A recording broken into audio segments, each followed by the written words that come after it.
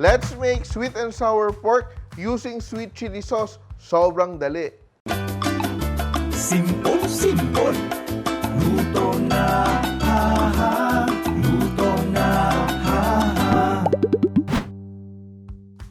So we will just marinate our pork using patis and black pepper. Mix everything. Make sure that the pork is properly seasoned. Yan. And now we will make our breading mixture. We're using 1 egg and coat it with potato starch. You can also use cornstarch. And I have preheated my oil para ready na tayong magprito. Yan. You can also add a little water to make a very light batter. Now we're ready to fry.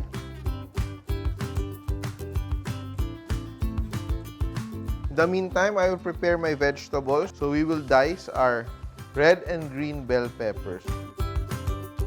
So we will dice our white onions and set it aside.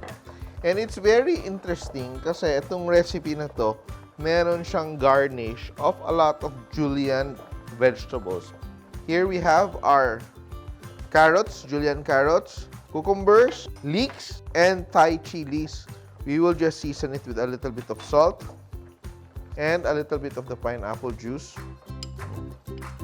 and a little bit of sesame oil. Set that aside. And let's make our sauce. I will just get hot oil from the other pan. And we will just saute our vegetables very quickly. Our onions, bell peppers, season with a little bit of salt. We don't want to overcook our vegetables. Yung gusto lang natin ay lumabas yung lasa niya. No? So just saute very quickly. Once they're warmed up, I will add my pineapple. I also don't want to overcook my pineapple. I just want to warm them up a little bit and set all of this aside. Now, let's work on our sauce. Very easy. We will just use 1 whole bottle of UFC sweet chili sauce. And this recipe, by the way, is not mine, but is from Cherriza Canlaz. Cherriz! Ayan. So, I'm just adding the entire bottle of sweet chili sauce. Diba? Sobrang dali lang ating recipe. So, it's so interesting kasi Cherriz is based in Australia and nakita daw niya itong UFC sweet chili sauce sa Asian grocery. And of course, when you're in other countries, especially pag hindi Asia, naghahanap ka ng Asian food, no? Filipino food, Chinese food, and all that.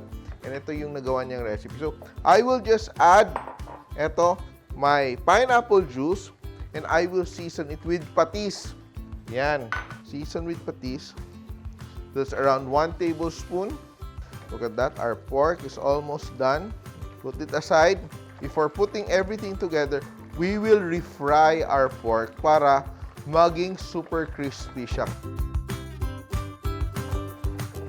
Yan, black pepper. And guys, if you want this recipe and other recipes, part to ng UFC 50th Anniversary Cookbook, which you can download on the NutriAsia site para hindi na kayo pahirapan dahil the link is down below. Yan, click lang kayo and you will get a copy of all the 50 recipes sa UFC 50th Anniversary Cookbook. Go! Download na kayo. So everything's ready. The last thing we will do, we will refry our pork. So the first time you cook it, para siya maging luto. Second, frying para maging crispy. Yan, ang ating pork is now nice and crispy. Yan. And I will just now very easily combine my pork, vegetables. Toss lang natin. You don't have to cook it. You just have to coat it with this wonderful sauce made, of course, with our UFC sweet chili sauce. Look at ang ganda ng kulay, oh.